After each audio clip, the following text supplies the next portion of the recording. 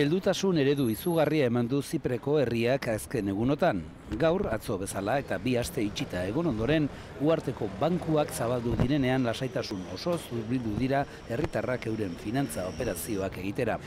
Beste murrizketa batzuen artean, eguneko 300 euro ateratzeko muga daukate zipretarrek, atzerrira joateko diru kopurua berriz 1000 euro da.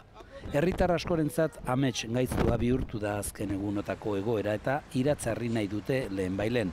Gizon honek dio, apirilaren batean, troikatik helduko dela abisua dena broma bat izan dela esanez eta gauzak ongi joango direla berriro. Baina ekonomistek ikuspegi ilunagoa daukate. Txaniz Atianiadizek dio murrizketak direla beharrezkoak izua usatzeko.